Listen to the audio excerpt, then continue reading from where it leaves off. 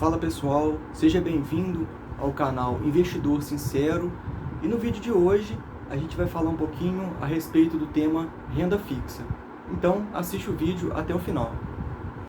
Quando você ouvir então a palavra renda fixa, você vai associar a um tipo de investimento que ele oscila menos em relação à renda variável. A ideia da renda fixa é ser um tipo de investimento voltado a pessoas que têm aquele perfil conservador, pessoas que não querem correr risco, e por isso as aplicações em renda fixa elas tendem a oscilar um pouco menos do que a renda variável. Mas vocês têm que ter em mente que a aplicação em renda fixa, o rendimento não é fixo em todos os anos. Em várias dessas aplicações existe uma oscilação, apesar de pequena. De onde que surgiu então essa ideia da renda fixa, um tipo de investimento que ele oscila um pouco menos?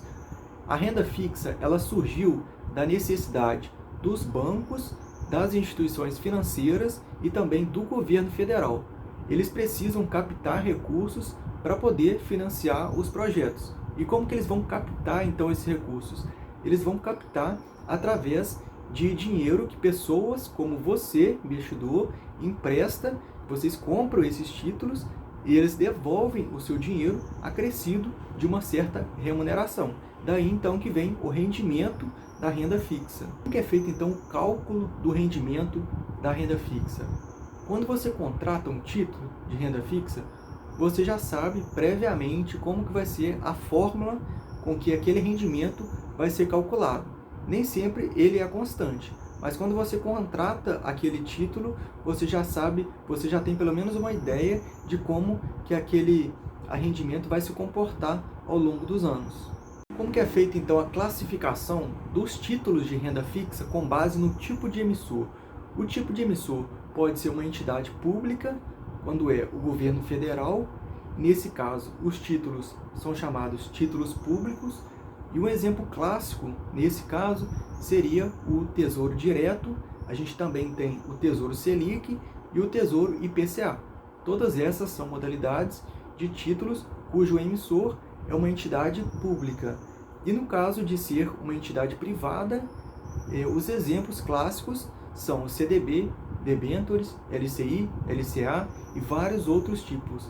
Todos esses são títulos cujo emissor é uma entidade privada. Na questão de segurança, qual desses títulos seriam os considerados mais seguros? Os títulos públicos ou os títulos privados? Os títulos públicos acontecem quando o emissor é uma entidade pública, por exemplo, o governo federal. Nesse caso, a chance de falência é infinitamente menor, porque a chance do governo federal falir, para que isso aconteça, todas as outras instituições que têm uma relação direta ou indireta com o governo federal vão falir também. Então, nesse caso, as aplicações cujo emissor é uma entidade pública possuem uma segurança muito maior. Em contrapartida, as aplicações cujo emissor é uma entidade privada, a grande maioria dessas aplicações, não todas, tem a garantia pelo FGC. O que é então FGC? FGC é uma entidade privada chamada de Fundo Garantidor de Crédito. E para que serve então essa entidade? Ela serve para dar uma certa proteção para essas pessoas que têm esses títulos. Então, se você tiver até o valor de R$250 mil em uma instituição, caso aquela instituição vá à falência, você recebe seu dinheiro de volta. Além disso, ela garante até o valor máximo de R$1 milhão. Mas nesse caso, tem que ser em pelo menos 4 instituições financeiras, porque o limite de 250 mil é por instituição. Então, se você tiver, por exemplo, em 4 instituições, aí já chega no limite de R$1 milhão.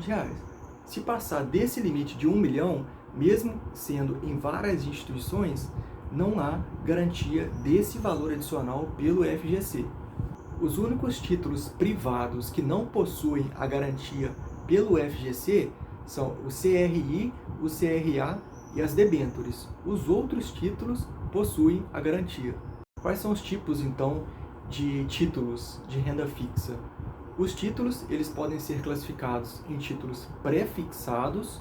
Nesse caso, no momento que você contrata aquele título, você já sabe previamente qual que vai ser aquela rentabilidade que você vai ter ao longo dos anos até o vencimento daquele título. Por exemplo, se você contrata um tesouro pré-fixado que rende 10% ao ano, o que isso significa? Até o vencimento daquele título, você vai ter uma rentabilidade de 10% ao ano. Esse, então, é o tipo considerado como pré-fixado. É aquele que te dá a ideia, antes de você contratar o título, você já sabe qual que é o valor que você vai ter. Os títulos pós-fixados, eles oscilam ao longo do tempo. Então, geralmente, eles estão atrelados a um determinado índice. Esse índice pode ser o CDI, a Selic, principalmente esses dois. Então, nesse caso, de acordo com a oscilação desse índice, aquele título ele tem uma oscilação de rendimento. Um exemplo clássico seria, então, o Tesouro Selic, que ele varia de acordo com a oscilação da taxa Selic.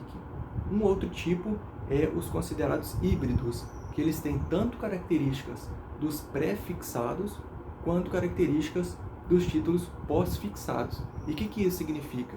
Que tem uma parte que é previsível, que você sabe quanto que você vai receber, e tem uma parte que é imprevisível. Por quê? Porque ela depende de um indexador, ela depende de um índice. Tem a parte fixa e a parte variável. IPCA, para quem não sabe, é um índice que está medindo a inflação. Então, nesse caso, ele tem uma parte fixa e uma parte variável que depende da inflação. O vídeo de hoje é isso. Então, se você gostou desse vídeo, deixe seu like, se inscreva no canal e recomende o canal para os seus amigos, que assim você fortalece nosso trabalho e ajuda nosso canal a crescer mais e a entregar conteúdo cada vez mais para vocês. É isso e até o próximo vídeo.